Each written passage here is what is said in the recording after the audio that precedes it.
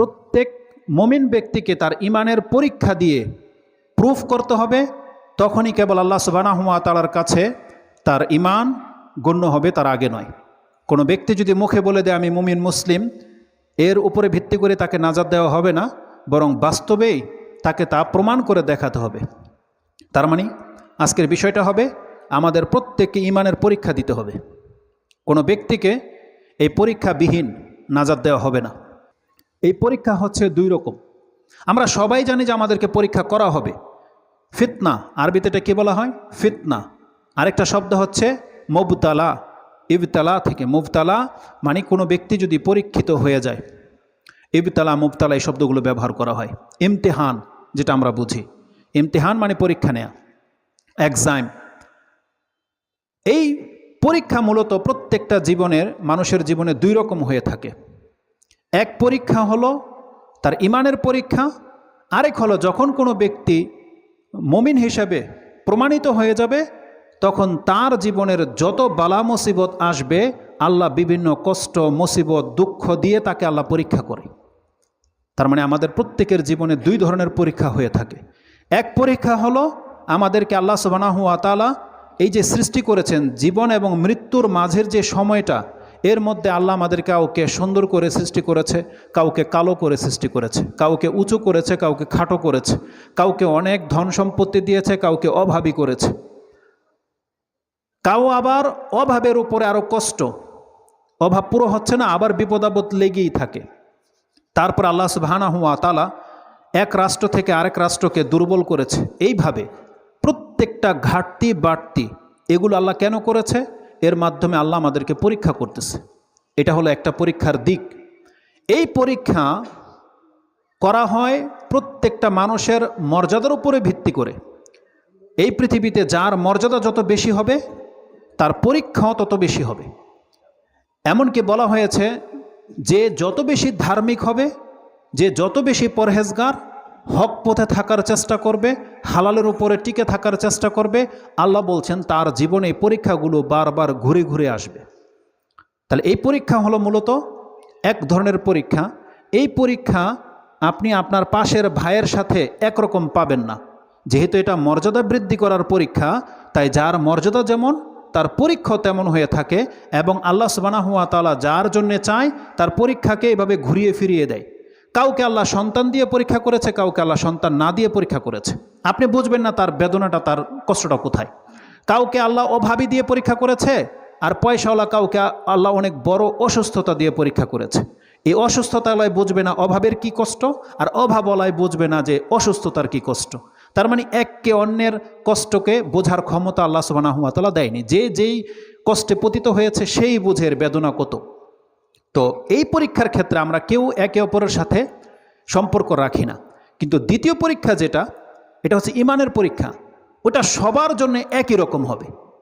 ওটা হচ্ছে জান্নাতে যাওয়ার পরীক্ষা, জান্নাত পাওয়া না পাওয়ার পরীক্ষা। আল্লাহ বলছেন এই পরীক্ষায় সবাই সমান। যেমন আল্লাহ নবী মুহাম্মদ রাসূলুল্লাহ সাল্লাল্লাহু আলাইহি ওয়াসাল্লামকে পরীক্ষা করেছে, কোনো আম্বিয়াকে আল্লাহ বাদ রাখেনি, ইব্রাহিম, মুসা, ঈসা আলাইহিস সালাতু ওয়াস সালাম। তেমনি আল্লাহ বলছেন একেবারে নিম্নমানের কোনো ব্যক্তিকেও পরীক্ষাবিহীন আল্লাহ জান্নাত দেবে না। এই পরীক্ষা সবার এক। আজকের আলোচনার বিষয় হচ্ছে এটা। তো প্রথম পরীক্ষা যেটা, যে আল্লাহ সুবহানাহু ওয়া তাআলা মর্যাদার ভিত্তিতে যে মানুষকে পরীক্ষা করে থাকে, আসুন আমি আপনাকে দেখাই এই সম্পর্কে কেমন দিক নির্দেশনা রয়েছে। হাদিস থেকে দুই একটা হাদিস আমি আপনাকে কোট করি। রাসূলুল্লাহ সাল্লাল্লাহু আলাইহি ওয়াসাল্লাম বলেছেন, যার মর্যাদা যত বেশি হবে বা আল্লাহ যাকে ভালোবাসে, আল্লাহ তাকে এই দুনিয়াতে বিভিন্নভাবে পরীক্ষা করে। একজন মুমিন মুসলিম এই পরীক্ষাগুলো যখন তার জীবনে আসবে, তার মেন্টালিটি বা তার চিন্তাধারা কেমন হতে হবে, আল্লাহর সাথে তার কেমন বিহেভ হতে হবে, বা তিনি আল্লাহর সুবহানাহু ওয়া তাআলার সম্পর্কে কেমন ধারণা করবে, ওই কথাটা আপনার এই হাদিসগুলো জানলে ক্লিয়ার হয়ে যাবে। সেটা কি? একটা হাদিস হচ্ছে সাদ রাদিয়াল্লাহু তাআলা আনহু, তিনি কোট করছেন, ক্বালা সুইলান নবী সাল্লাল্লাহু আলাইহি ওয়াসাল্লাম আইয়ুন নাসি আশাদ্দু বালাআন। রাসূলুল্লাহ সাল্লাল্লাহু আলাইহি ওয়াসাল্লামকে জিজ্ঞাসা করা হয়েছিল, কোন ব্যক্তি সব থেকে বেশি আঘাতপ্রাপ্ত হয়ে থাকে, পরীক্ষিত হয়ে থাকে, কষ্ট পেয়ে থাকে, জীবন সংকীর্ণ হয়ে থাকে, কার লাইফটা এমন বেশি? আইয়ুন নাসি আশাদ্দু বালাআন, কাকে আল্লাহ সুবহানাহু ওয়া তাআলা সব থেকে বেশি পরীক্ষা করে থাকেন? এই পৃথিবীতে। রাসূলুল্লাহ সাল্লাল্লাহু আলাইহি ওয়াসাল্লাম বলছেন, আল আম্বিয়া, সব থেকে বেশি পরীক্ষিত হয়েছে আল্লাহর পক্ষ থেকে আম্বিয়াগণ, নবী এবং রাসূলগণ। আল আম্বিয়াও সুম্মাল আমসাল ফাল আমসাল, তারপরে মর্যাদায় যারা নবীর কাছাকাছি হবে তারা আল্লাহর পক্ষ থেকে পরীক্ষিত হবে, তারপরে যারা তাদের কাছাকাছি হবে তারা তত বেশি পরীক্ষিত হবে। তার মানে রাসূলুল্লাহ সাল্লাল্লাহু আলাইহি ওয়াসাল্লাম, আমরা অতীতের মুমিনদের কথা নাই বলি, আমাদের এই যুগের মুমিনদের কথা বলি, রাসূলুল্লাহ সাল্লাল্লাহু আলাইহি ওয়াসাল্লামকে আল্লাহ যত পরীক্ষা করেছে তার সমমানের পরীক্ষা করা হয়েছিল আবু বকর সিদ্দিককে। আবু বকর সিদ্দিক রাদিয়াল্লাহু তাআলা আনহু যত বেশি পরীক্ষিত হয়েছিলেন আল্লাহর পক্ষ থেকে, তার কাছাকাছি পরীক্ষিত হয়েছেন ওমর রাদিয়াল্লাহু তাআলা আনহু, তেমনি ওসমান, আলী রাদিয়াল্লাহু তাআলা আনহুম আজমাইন এবং সমস্ত সাহাবা ইকরাম। তার মানে তাদের মর্যাদা যেহেতু রাসূলের পরে, এজন্য রাসূলকে যেমন আল্লাহ সুবহানাহু ওয়া তাআলা বিপদ আপদ দিয়ে পরীক্ষা করেছেন, তেমনি সাহাবা ইকরামকে আল্লাহ সুবহানাহু ওয়া তাআলা বিপদ আপদ দিয়ে পরীক্ষা করেছেন। তাই রাসূল সাল্লাল্লাহু আলাইহি কথাটা বলেছেন, আশাদ্দুন নাসি বালাআন আল আম্বিয়া সুম্মাল আমসাল ফাল আমসাল ওয়া ফি রিওয়ায়াতিন সুম্মাল্লাযিনা ইয়ালুনাহুম। রাসূলুল্লাহ সাল্লাল্লাহু আলাইহি সাল্লাম বলছেন, আম্বিয়াগণের পরে যারা তাদের পরে মর্যাদাবান হবে, মুসিবত তাদের উপরে বেশি আসবে। তার মানে সব থেকে বেশি মুসিবত এসেছে মুহাম্মদুর রাসূলুল্লাহ সাল্লাল্লাহু আলাইহি সাল্লামের জীবনের উপরে, যাকে জীবনে কোনোদিন তিনি মিথ্যা বলেননি, যিনি জীবনে কখনো নবী হওয়ার আগেই কোনোদিন মিথ্যা বলেনি, কারো সাথে বেঈমানি করেনি, কারোটা মেরে খায়নি, কারোর সাথে ওয়াদা খেলাফি করেনি, কিন্তু নবী হওয়ার পরে সেই মানুষটাকে পর্যন্ত রক্তাক্ত হতে হয়েছে।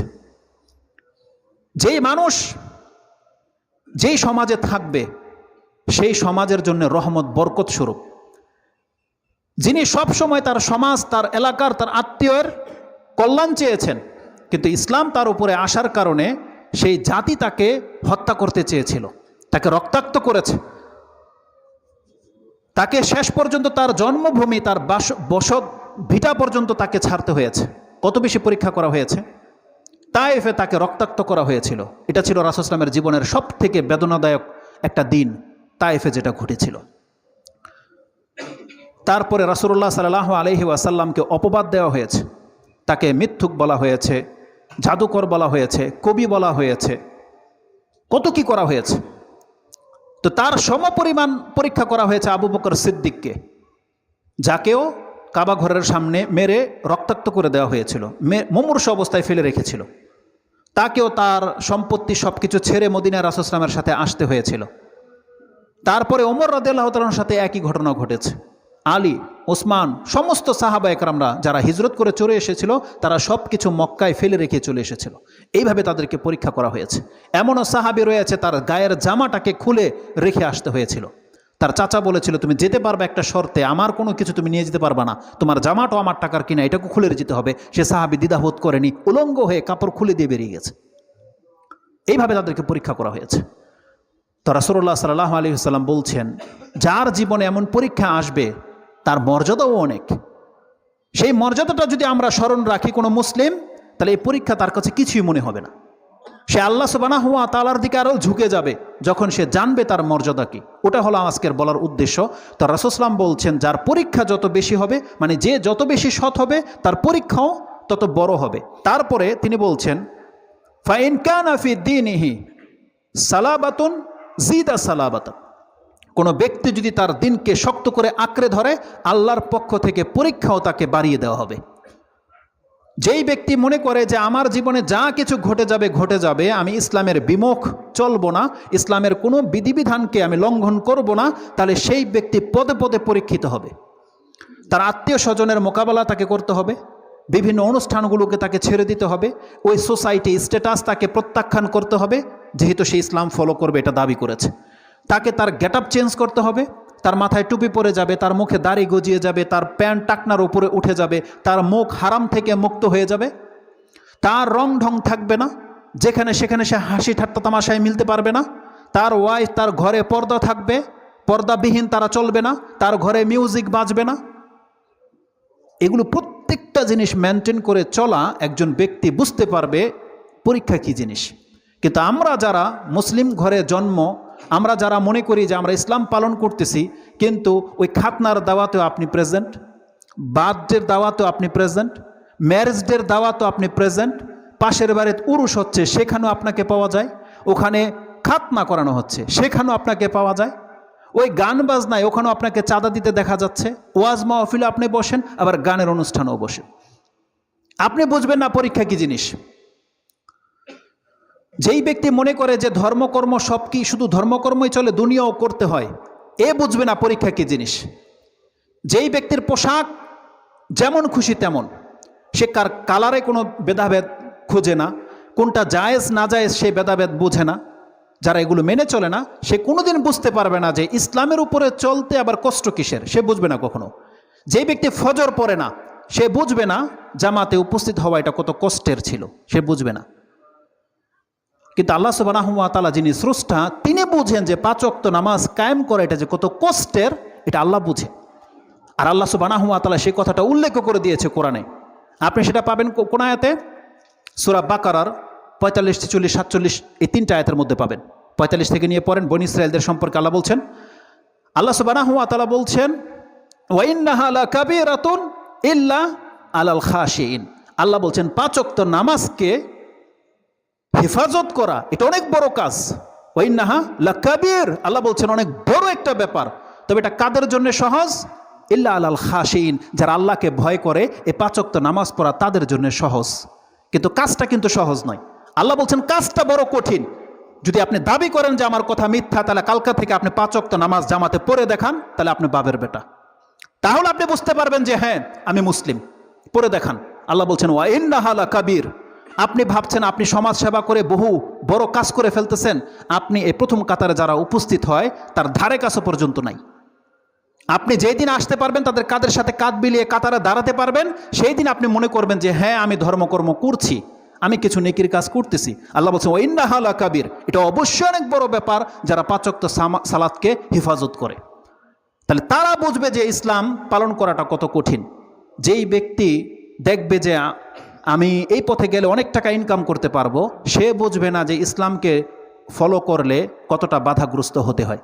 কিন্তু সেই ব্যক্তি বুঝবে যেই ব্যক্তি ওখান থেকে মুখ ফিরিয়ে নেবে, যার ঘরে হয়তো আজকের খাবার আছে কালকের হয়তো নাই, যার ঘরে হয়তো দেখতে পাবে যে তার বাচ্চারা অনেক কিছু খেতে চায় দিতে পারে না, কেন সে হালালের উপরে আছে, সে চাইলেও দিক সেদিক যেতে পারে না, সেই ব্যক্তি বুঝে যে ইসলাম পালন করলে কত কঠিন। যদিও আলহামদুলিল্লাহ সাহাবিদের চেয়ে আমাদেরকে অনেকটা লুজ করে দেওয়া হয়েছে। আমাদের ঘরে অডেল খাবার থাকে, 1 মাস পর্যন্ত না খেয়ে থাকবেন আপনার ঘর, এত পরিমাণ রিজার্ভ আছে। কিন্তু সাহাবিদের এটা হতো না। তো যে দিনকে যত শক্ত করে আঁকড়ে ধরবে, যেই ব্যক্তি ওয়াদা করে নেবে যে আমি হারাম খাবো না, সে আল্লাহ তাকে দেখাবে যে ধর্ম পালন করার ক্ষেত্রে কতটা মজা আছে এবং কতটা কষ্ট আছে, সেই ব্যক্তি বুঝতে পারবে। তো রাসূলুল্লাহ সাল্লাল্লাহু আলাইহি ওয়াসাল্লাম বলছেন ওয়া ইন কানা ফি দীনিহি সালাবাতুন জিদা সালাবা, সে যত বেশি দিনকে আঁকড়ে ধরবে সে তত বেশি কষ্টের সম্মুখীন হবে। ওয়া ইন কানা ফি দীনিহি রিক্কাতুন খুফিফা আন, আর যে ব্যক্তি যত বেশি তার ধর্মের ক্ষেত্রে শিথিল, দেখবে সে ধর্ম অত্যন্ত সহজ, সে দেখতে পারবে ইসলাম ধর্ম সহজ। যেমন আজকে আমাদের সমাজের অধিকাংশ মানুষ মনে করে সে একটু দাড়ি রেখে নিয়েছে, প্যান্ট শার্ট সবই ঠিক আছে, টুপিও পরে নেয়, শুক্রবার আসলে আপনার ওয়াজ মাহফিলের মধ্যে চেয়ার তাকে দিয়ে দেওয়া হয়, সে ভাবছে এরকম হলে তো ধর্ম অত্যন্ত সহজ। তার বাসার যে কোনো অনুষ্ঠান, মরে গেছে কেউ, হুজুর একজন ডাক দিলে হুজুরকে পাওয়া যায়, 40 করাতে হবে হুজুরকে পাওয়া যায়, একটা হাফেজকে দিয়ে কোরআন পড়াতে হবে, সে কোরআন পড়ার প্রয়োজন বোধ করে না। কেন? কারণ সে জানে 500 টাকা দিলে আমি একজন হাফেজকে আমার ঘরে কোরআন পড়িয়ে নিতে পারবো। সে দেখছে ইসলাম অত্যন্ত সহজ।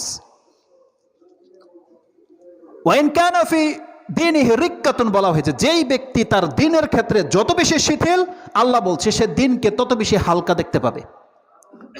কারণ যেই ব্যক্তি ফেজ হতে চায় না হকের, সেই ব্যক্তি সব কিছুকে আমভাবে দেখতে পায়। যেমনটা বলেছি, সব রকমের স্টেজের মধ্যে আপনাকে দেখা যায়।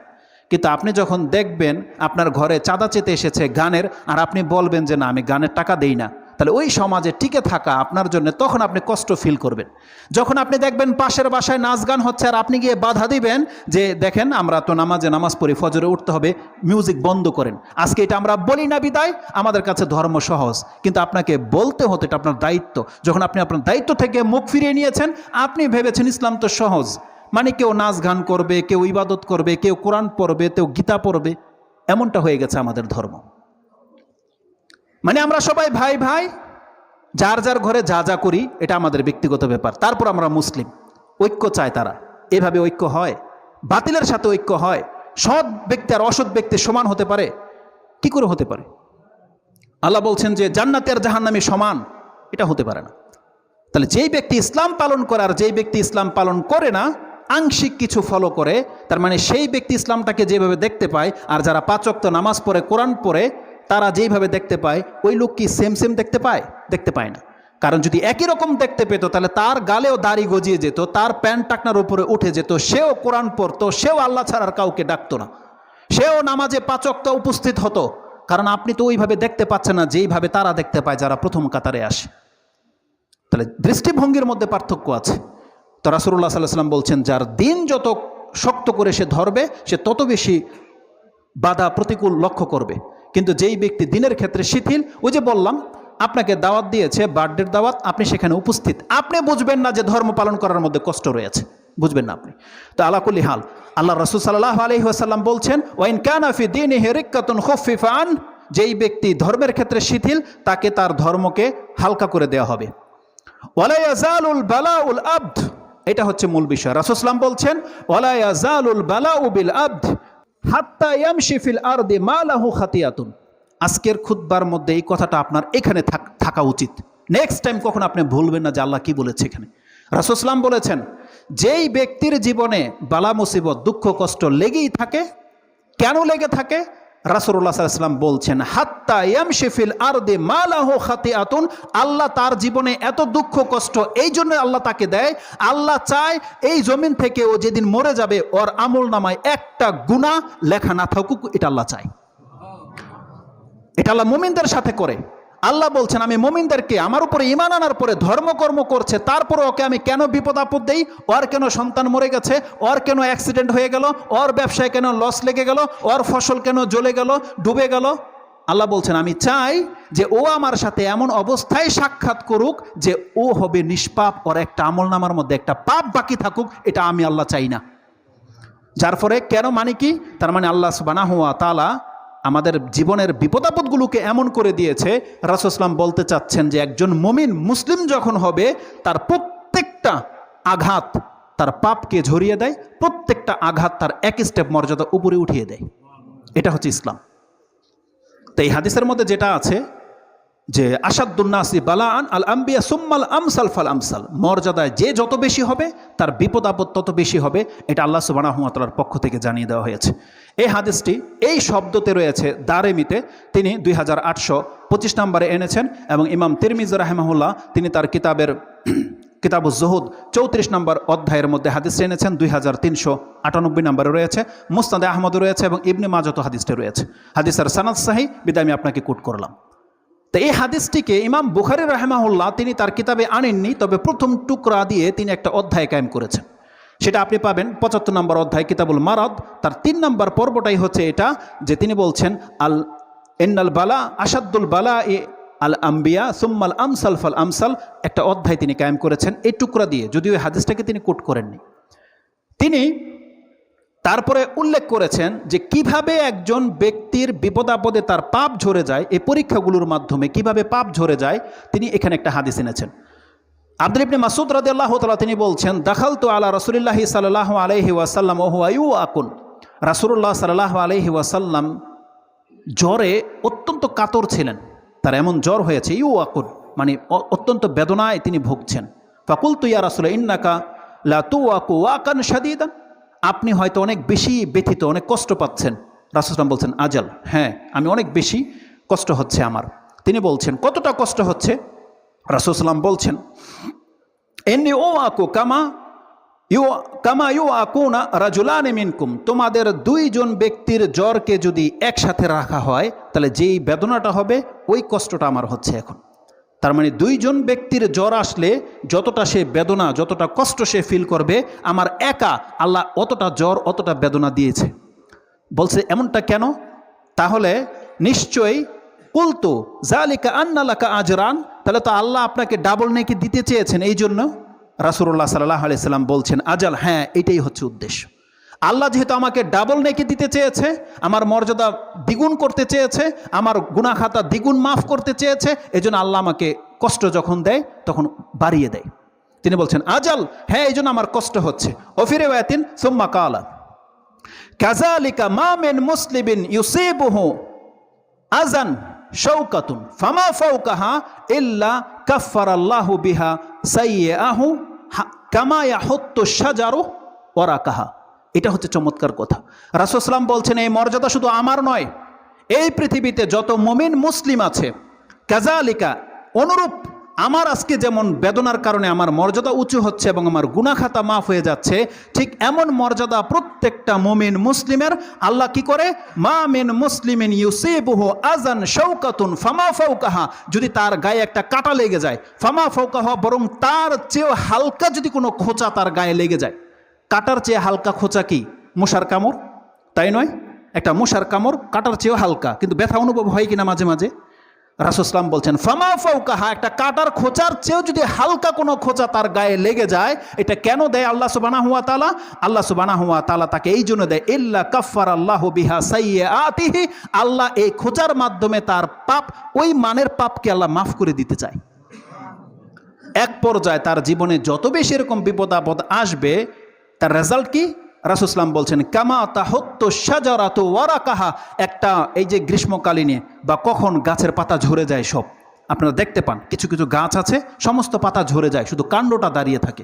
রাসূল সাল্লাল্লাহু আলাইহি ওয়াসাল্লাম বলছেন একটা গাছ থেকে যেমন পাতা ঝরে যায়, আল্লাহ মুমিন বান্দাদেরকে বিপদ আপদ দিয়ে এমন করে দেয়, এইভাবে প্রত্যেকটা পাতার মতো তার জীবনের সমস্ত গুনাহ ঝরে যায়। এইভাবে গিয়ে তিনি আল্লাহ সুবহানাহু ওয়া তাআলার সাথে সাক্ষাৎ করেন। এই হাদিসটা ইমাম বুখারী রাহিমাহুল্লাহ কোট করেছেন কিতাবুল মারাদ ৭৫ নম্বর অধ্যায়, হাদিস হচ্ছে 5648। এবং এই বর্মে আরেকটা হাদিস আমি আপনার কাছে কোট করি, এটাও খুব চমৎকার হাদিস, এটাও ইমাম তিরমিজি রাহিমাহুল্লাহ কোট করেছেন। ওটা বলেছিলাম 2898, এটা হচ্ছে 2896, দুইটা হাদিস আগে 34 নম্বর অধ্যায় গিয়ে আপনি পেয়ে যাবেন। এই হাদিসটি আনাস রাদিয়াল্লাহু তাআলা তিনি কোট করেছেন, কালা রাসূলুল্লাহ সাল্লাল্লাহু আলাইহি ওয়াসাল্লাম ইন্না ইজামিল জাযাই মা ইজামিল বালা, জেনে নাও যেই ব্যক্তি বেশি মর্যাদা পেতে চায় তাহলে তার বেশি বিপদের মধ্যে তার বেশি মর্যাদা রয়েছে। যার যত বেশি বড় বিপদ হবে, একটু আগেই বলেছি এই বিপদ কারো ছোট কারো কম, কারো বেশি কারো একরকম হবে না। তার মানে যে আমার চেয়ে বেশি বিপদে আছেন, তাহলে আপনি এই হাদিসটা আজকে এখান থেকে নিয়ে যান, তাহলে আপনি জেনে নেন আমার চেয়ে আপনি বেশি মর্যাদাবান। আপনি যত বেশি বিপদে যার কাছ থেকে থাকবেন, আপনি ধর্মকর্ম করেন, আপনি মুসলিম, আপনি জেনে নেন আপনার মর্যাদা ওই ব্যক্তির চাইতে তত বেশি যার বিপদ আপনার চেয়ে কম। যার বিপদ যত বড়, আল্লাহ বলছেন তার মর্যাদা আমার কাছে তত বেশি। রাসূল সাল্লাল্লাহু আলাইহি ওয়াসাল্লাম বলছেন ইন্না ইজামিল জাযা মা ইজামিল বালা, বড় বিপদের সাথে বড় নেকি রয়েছে, বড় বিপদের সাথে বড় মর্যাদা রয়েছে। এটা আল্লাহর রাসূল সাল্লাল্লাহু আলাইহি ওয়াসাল্লাম বলেছেন। তারপর তিনি বলছেন ওয়া ইন্নাল্লাহা ইজা আহাব্বাল কওম, আল্লাহ যদি কোনো ব্যক্তিকে ভালোবাসে, কোনো জাতিকে ভালোবাসে, ইবতালাহুম, তাহলে আল্লাহ তাকে পরীক্ষা করে। এটা হচ্ছে আল্লাহর হিকমত। ওই যে আপনি যে প্রশ্ন করেন, আমি নামাজ রোজা পড়ে, আমি হালাল খাই, আমি সৎ, আমার কেন এত বিপদ আপদ, তাই না? এটার জবাব আপনাকে এই হাদিস থেকে নিয়ে যেতে হবে। আল্লাহর রাসূল সাল্লাল্লাহু আলাইহি সাল্লাম বলছেন ইন্নাল্লাহা ইযা আহাব্বাল কওমা, আল্লাহ যখন কোনো ব্যক্তিকে ভালোবাসে, ইবতালাহুম, তাহলে আল্লাহ তাদেরকে পরীক্ষা করে, মানে আল্লাহ নিজে থেকে তাকে কষ্ট বিপদ আপদ দেয়। কেন? আল্লাহ তাকে পছন্দ করে তাই। এটা আগে বলেছে সে হাদিস। কেন আল্লাহ দেয়, কেন পছন্দ করে আপনাকে? আল্লাহ চায় আপনার জীবনের যে পাপগুলো হয়ে গেছে, আল্লাহ চায় যে কবরের শাস্তি দিয়ে আপনাকে আল্লাহ শাস্তি দেবে না। প্রত্যেকটা মানুষের শাস্তি কিন্তু তার পাপকে মাফ করার জন্য, তাই নয়? কবরের শাস্তি দিয়ে মুমিন পাক সাফ হবে, হাসরের মাঠের কঠিন মুহূর্ত দিয়ে মুমিন পাক সাফ হবে, জাহান্নামের আগুনে ডুবানোর পরও সে পাক সাফ হবে। এটা হচ্ছে সর্বশেষ স্টেপ। আল্লাহ সুবহানাহু ওয়া তাআলা এই দুনিয়াতে যাকে বিপদ আপদ দিতে চায়, কষ্ট দিতে চায়, এরা হলো সেই ব্যক্তি যাদের জীবনে পাপ হয়ে গেছে। আল্লাহ চায় ওরা কবরের শাস্তি থেকে মাফ হয়ে যাবে, আল্লাহ চায় ওদেরকে হাসরের আযাব থেকে মাফ করে দেব, আল্লাহ চায় ওকে আমি জাহান্নামে ফেলবো না। এই জন্য আল্লাহ সুবহানাহু ওয়া তাআলা দুনিয়াতে বিপদ আপদগুলো, লস লেগে যাওয়া, সন্তান মরে যাওয়া, বিভিন্ন যে কোনো ধরনের আচরণ, তার পাপকে মাফ করে দেওয়ার জন্য আল্লাহ ব্যবস্থা করেছে। এটা রাসূল সাল্লাল্লাহু আলাইহি ওয়াসাল্লাম বলেছেন ইন্নাল্লাহা ইযা আহাব্বাল কওমা ইবতালাহুম।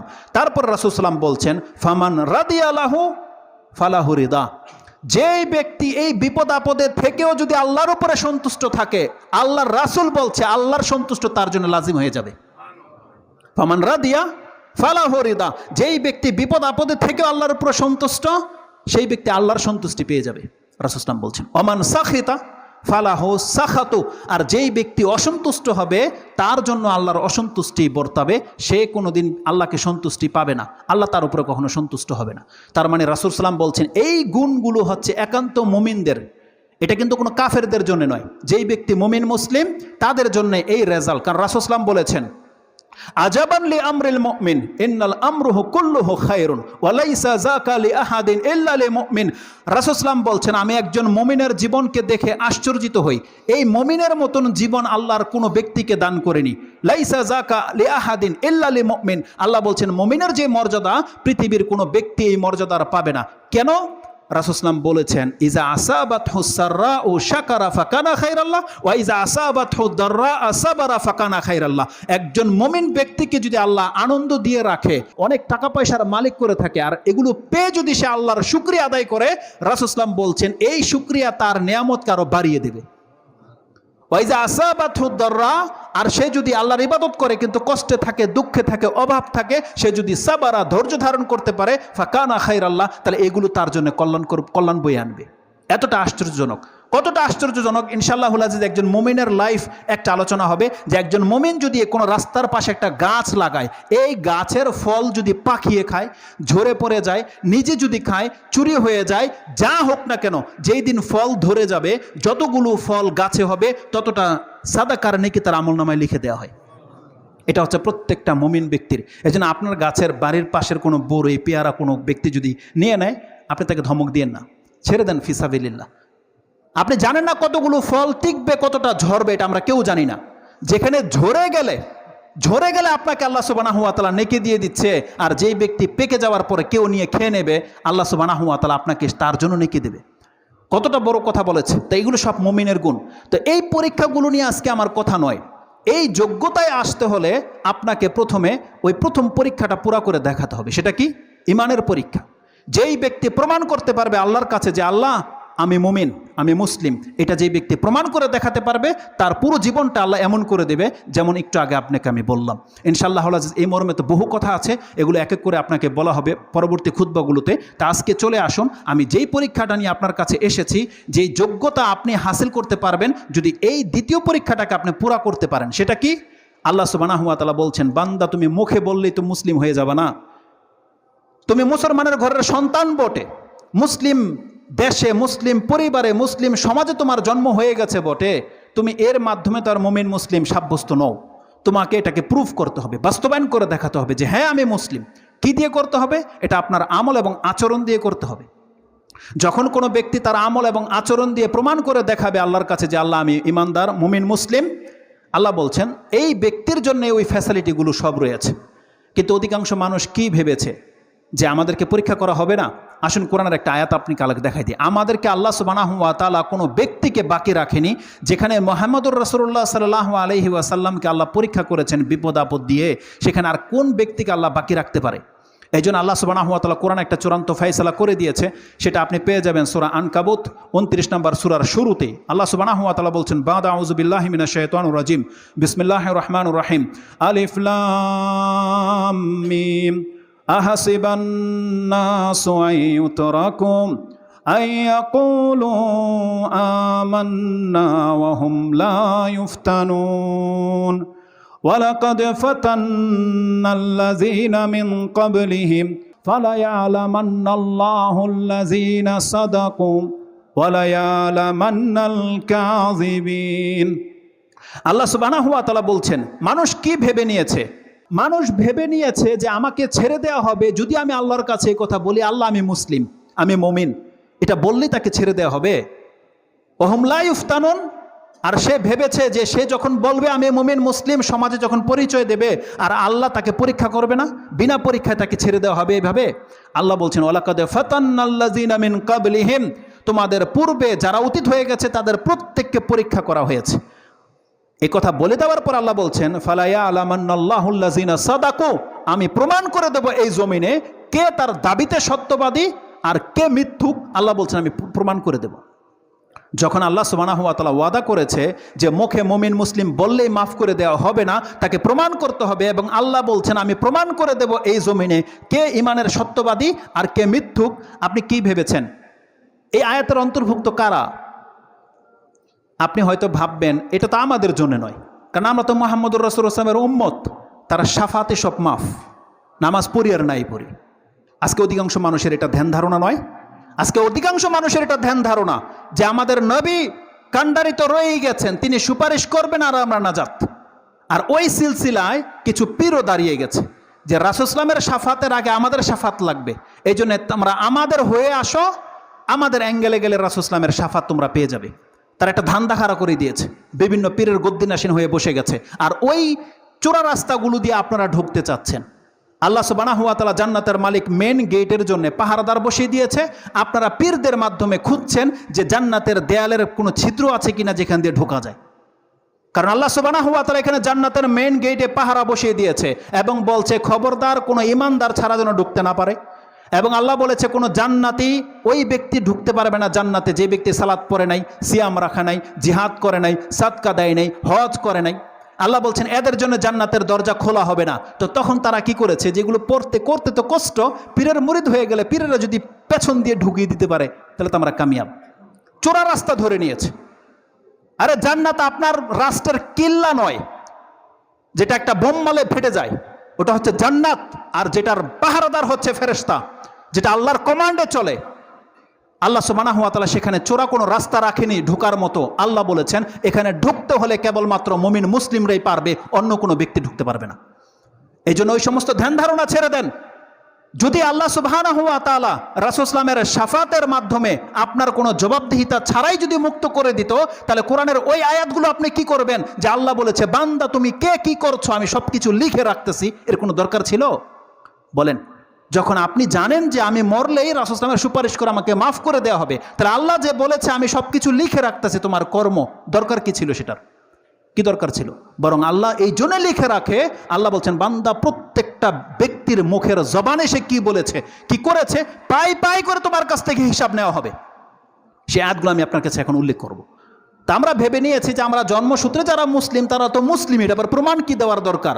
যারা হয়তো এখন খ্রিস্টান থেকে, ইহুদি থেকে, হিন্দু থেকে ইসলাম গ্রহণ করবে, আল্লাহ হয়তো এখন তাদেরকে বলেছে যে মুসলিম দাবি করলে তোমাকে মেনে নেওয়া হবে, তোমাকে পরীক্ষা দিতে হবে। আমরা অধিকাংশ মুসলমান এই ধ্যান ধারণায় বিশ্বাসী যে আমরা তো বাপ দাদার সূত্রেই মুসলিম, আমার আবার ইমানের পরীক্ষা কি দিতে হবে? ইমানের পরীক্ষা তো হিন্দু দেবে, যার ফলে আপনি মসজিদে আসেন না। কিন্তু আপনি ভুলে গেছেন প্রত্যেকটা ব্যক্তিকে 5 বার পরীক্ষা করা হয়, প্রত্যেকটা ব্যক্তিকে। আপনার জন্ম যদিও মুসলিমের ঘরে হয়ে গেছে, আল্লাহ যখন বলে দেয় এই মসজিদ থেকে 5 টাইম ফজরে হয়েছে, এখন হয়েছে, আরেকটু পরে হবে, তারপরে হবে, এইভাবে 5 বার যখন আজান দেওয়া হয় আর এই কথাটা বলা হয় হাইয়া আলাস সালাম, আসো নামাজের দিকে, রাসূল সাল্লাল্লাহু আলাইহি ওয়াসাল্লাম কি বলেছে? এখানে কেবলমাত্র তারা এই ডাকের সাড়া দেবে যারা প্রকৃত অর্থে আল্লাহর কাছে ঈমান এনেছে, তারা ডাকে সাড়া দিবে। আপনি কি ভেবেছেন এই আজান এমনিতে দেওয়া হয়? 5 ওয়াক্ত নামাজের ওয়াক্ত জানানো হয় না, এটা প্রত্যেকটা ব্যক্তির ঈমানের পরীক্ষা করা হয় 5 বার। কারণ রাসূল সাল্লাল্লাহু আলাইহি ওয়াসাল্লাম কি বলেছে? বাইনাল আবদি ওয়া শিরকি ওয়াল কুফরি তারকুস সালাহ, একজন বান্দা এবং কুফর এবং শিরকের মধ্যে পার্থক্য হচ্ছে 5 ওয়াক্ত সালাত। যখন বলা হয় হাইয়া আলাস সালাহ, এই ডাকটা কি ইমামের এই মসজিদ কমিটির পক্ষ থেকে নাকি আল্লাহ সুবহানাহু ওয়া তাআলার পক্ষ থেকে? যদি এটা আল্লাহর পক্ষ থেকে হয়ে থাকে তাহলে আপনি সারা কেন দিলেন না? আর আপনি দাবি করছেন আপনি মুসলিম, তাহলে আল্লাহ বলছেন আমি তোমাকে পরীক্ষা করব। কিন্তু আল্লাহ কিভাবে আমাদেরকে পরীক্ষা করে আমরা অধিকাংশ মুসলিম এটাই বুঝি না যে পরীক্ষা কি জিনিস। আজান হয়েছে, এটা পরীক্ষার কি আছে? এটা আপনি ভাবছেন সুবহানাল্লাহ, এটা হচ্ছে ইমানের পরীক্ষা। কারণ রাসূল সাল্লাল্লাহু আলাইহি ওয়াসাল্লাম কি বলেছে? ইসলাম হচ্ছে 5টা জিনিসের উপরে, তাই না? যখন একজন ব্যক্তি বলবে আশহাদু আল্লা ইলাহা ইল্লাল্লাহ ওয়া আশহাদু আন্না মুহাম্মাদুর রাসূলুল্লাহ, তারপরেরটা কি? সালাত ওয়া তুকিমুস সালাহ, তুমি নামাজ কায়েম করতে হবে, এটা বলা হয়নি? তার মানে মুখে যেটা আপনি বললেন এর পরের স্টেপটাই হচ্ছে আপনার সালাত। তো ইসলামের প্রত্যেকটা রুকন হচ্ছে এক একটা পরীক্ষা। ওই সিজন যখন আসে আপনি জেনে নেন আপনার পরীক্ষা শুরু হয়ে গেছে। যখন রমজান মাস চলে আসবে আপনি জেনে নেন এটা আপনার পরীক্ষার মাস চলতেছে। এই রমজান মাসের কদর তো তারা করবে যারা মুমিন মুসলিম। হজ যখন চলে আসবে, হজের মাস, যাদের উপরে হজ ফরজ হয়ে গেছে, আল্লাহ বলছেন যারা মুমিন মুসলিম তারাই হজে যাবে। জাকাত, যার পকেটে টাকা আছে, জাকাত ফরজ হয়ে গেছে, আপনি কি ভেবেছেন আপনাকে আল্লাহ পরীক্ষা করেনি? আল্লাহ এই জাকাত দিয়ে আপনাকে পরীক্ষায় ফেলে দিয়েছে। যেই ব্যক্তি মুমিন মুসলিম সে জাকাত দিয়ে প্রমাণ করবে আমি মুমিন মুসলিম, আর যে ব্যক্তি জাকাত নিয়ে টালবাহানা করবে আল্লাহ বলছে তার পরীক্ষা হয়ে গেছে, এবার মরে আমার কাছে আয়। তো 5 ওয়াক্ত নামাজ হচ্ছে আপনার পরীক্ষা। মা বোনদেরকে আপনাদেরকে পরীক্ষা করা হয়েছে পর্দার হুকুম দিয়ে, আপনাদেরকে পরীক্ষা করা হয়েছে দাড়ি দিয়ে, আপনাকে পরীক্ষা করা হয়েছে টাকটার উপরের কাপড় উঠানোর কথা বলে। আল্লাহ সুবহানাহু ওয়া তাআলা যদি আমাদেরকে রাজা বাদশার মতো ওই জমিনে হেঁচড়িয়ে কাপড় পরাতে পারে জান্নাতে, দুনিয়াতে আমাদের জন্য এলাও করতে পারতেন না? পারতেন। কিন্তু সামান্য 4 আঙ্গুল কাপড়কে আল্লাহ সুবহানাহু ওয়া তাআলা জান্নাত জাহান্নামের মাপকাঠি করে দিয়েছে, মাত্র 4 আঙ্গুল কাপড়। আপনার কাছে সেটা 4 আঙ্গুল কাপড়। রাসূল সাল্লাল্লাহু আলাইহি ওয়াসাল্লাম বলেছেন এই 4 আঙ্গুল কাপড় প্রত্যেকটা ব্যক্তিকে জাহান্নামে ফেলে দেবে যার টাকটানের নিচে ঝুলবে। কত বড় ধমক রয়েছে তাতে। রাসূল সাল্লাল্লাহু আলাইহি ওয়াসাল্লাম বলছেন সালাসাতুন লা ইউকাল্লিমুহুমুল্লাহু ইয়াউমাল কিয়ামাহ ওয়ালা ইয়ানজুরু ইলাইহিম ওয়ালা ইউযাক্কিহিম ওয়ালা হুম আযাবুন আলিম। কত বড় ধমক এটা। আর এই কথাটাকে রাসূল সাল্লাল্লাহু আলাইহি ওয়াসাল্লাম সালাসা মিরারিন 3বার করে উচ্চারণ করেছে। ওই ব্যক্তির দিকে আল্লাহ সুবহানাহু ওয়া তাআলা কিয়ামতের দিন তাকাবে না, তার দিকে আল্লাহ সুবহানাহু ওয়া তাআলা কথা বলবে না, তাকে পবিত্র করা হবে না। কারণ কি? এখানে পবিত্র কথাটা কেন আসছে? তার মানে যেই ব্যক্তি টাকটার নিচে কাপড় পরছেন আপনি আপনার আমলনামাকে নাপাক করে দিয়েছেন। রাসূল সাল্লাল্লাহু আলাইহি ওয়াসাল্লাম বলছেন এই ব্যক্তিকে পবিত্র করা হবে না, আর যেই ব্যক্তি পবিত্র হবে না সে জান্নাতে ঢুকতে পারবে না। কারণ আল্লাহ সুবহানাহু ওয়া তাআলা জান্নাত পুত পবিত্রদের জন্য স্থির করে রেখেছেন। আবু যার রাদিয়াল্লাহু তাআলা বলছেন খাবা ওয়া খাসিরু ইয়া রাসূলুল্লাহ মানহুম, ধ্বংস হোক তারা, বা তারা তো লাঞ্ছিত হয়ে গেল ইয়া রাসূল। আপনি 3বার করে বলছেন তারা কারা? তার প্রথমটাই ছিল রাসূল সাল্লাল্লাহু আলাইহি ওয়াসাল্লাম বলছেন আল মুসবিল, যারা তার কাপড়কে ঝুলিয়ে পড়ে। যেই ব্যক্তির কাপড় টাকনার নিচে চলে গেছে এই ব্যক্তি হচ্ছে একজন যাকে আল্লাহ সুবহানাহু ওয়া তাআলা কিয়ামতের মাঠে তার দিকে তাকাবে না, তার সাথে কথাও বলবে না। দ্বিতীয় কি? আল মুসাউওয়িরুন, যারা ছবি অঙ্কন করে, যারা ছবি আঁকে, তারা হলো সেই ব্যক্তি।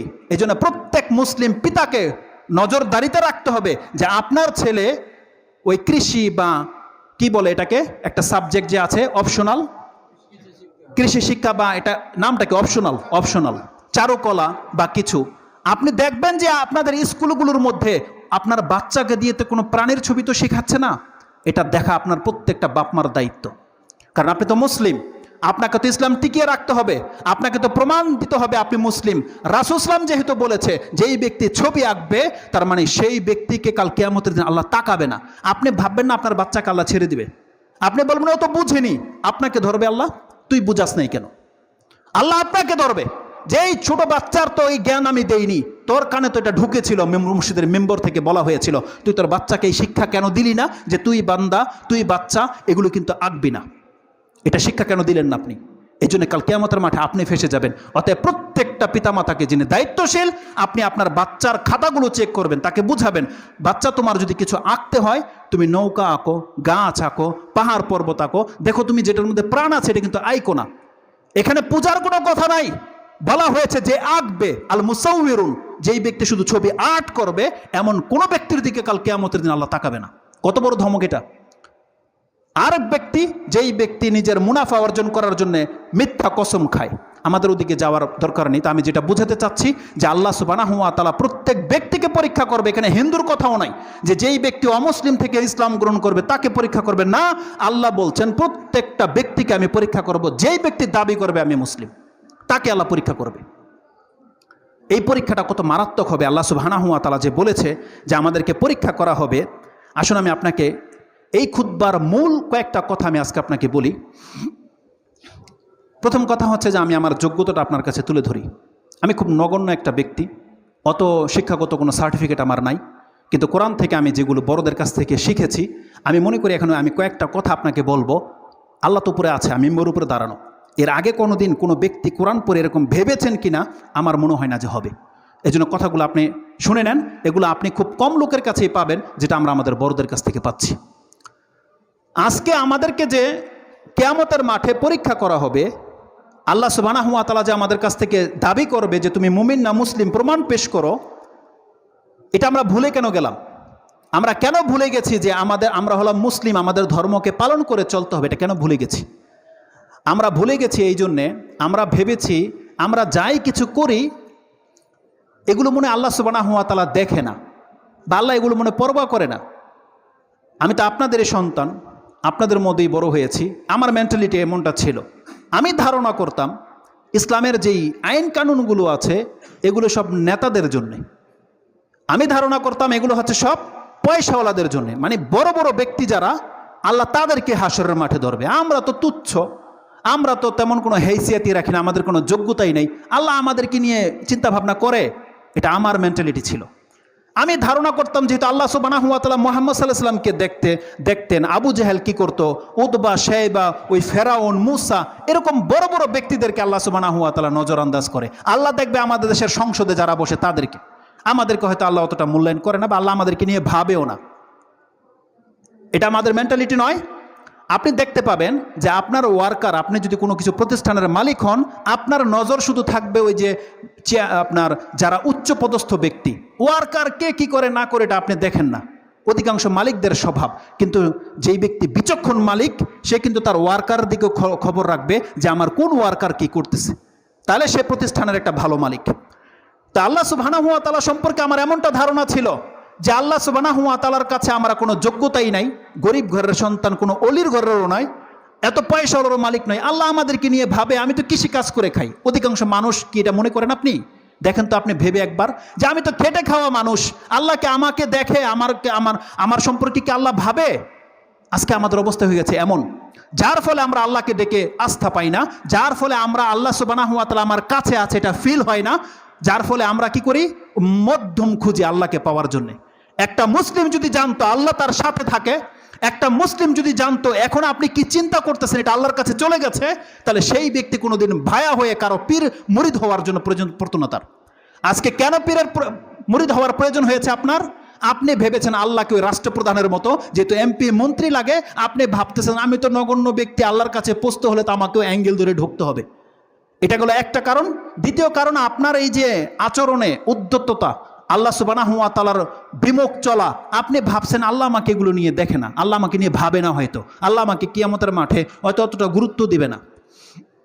এটা আমি ভাবতাম, এটা আমি আপনার কাছে ক্লিয়ার করে দিলাম। কিন্তু কোরআনের কিছু আয়াত আমার চিন্তাটাকে পুরো পরিবর্তন করে দিয়েছে। আপনার চিন্তা পরিবর্তন হতে বাধ্য যদি আপনি কোরআন পড়েন। আসুন আমি আপনাকে দেখাই আল্লাহ সুবহানাহু ওয়া তাআলা আপনাকে নিয়ে কত চিন্তা করে, আল্লাহ সুবহানাহু ওয়া তাআলা আপনাকে নিয়ে কত ভাবে এবং আপনার দিকে কিভাবে তাকিয়ে থাকে। আসুন আমি কোরআন থেকে সেই আয়াতগুলো দেখাই। আজকে আমরা ভুলে গেছি যে আমাদের প্রত্যেকটা কর্মের পুঙ্খানুপুঙ্খ হিসাব নেওয়া হচ্ছে, পুঙ্খানুপুঙ্খভাবে প্রত্যেকটা ব্যক্তির সাথে ফেরেশতা নিযুক্ত রয়েছে, যে আপনি আপনার মুখ থেকে উফ শব্দটাও যদি বলেন তাও কোরআনের আপনার আমলনামার মধ্যে লেখা হয়ে যাবে। কোরআনে যে আল্লাহ সুবহানাহু ওয়া তাআলা বলেছেন ফালা তাকুল্লাহুমা উফ, তোমরা তোমার বাবা মার অসন্তুষ্টির ছলে উফ শব্দটা বইল না। এটাকে আল্লাহ শুধু নবীকে বলেছে নাকি সমস্ত মানুষকে বলেছে? সমস্ত মানুষকে বলেছে যে তুমি তোমার বাপ মার কষ্টে উফ শব্দটা বইল না। এই কথাটা কেন আল্লাহ বলেছে? তার মানে কোনো ব্যক্তি যদি তার মুখে উফ বলে, এটাও তার আমলনামায় লেখা হয়ে যায়। একজন ব্যক্তির আমলনামার মধ্যে কি লেখা হয়? আল্লাহ বলছেন মরার পরে যখন তার সামনে আমি আমলনামাটা খুলে দেব, সে তখন বলবে মা লিহাযাল কিতাবু লা ইউগাদিরু সাগীরাতান ওয়ালা কাবীরাতান ইল্লা আহসাহা। আল্লাহ বলছেন ওয়াজাদু মা আমিলু হাদিরা।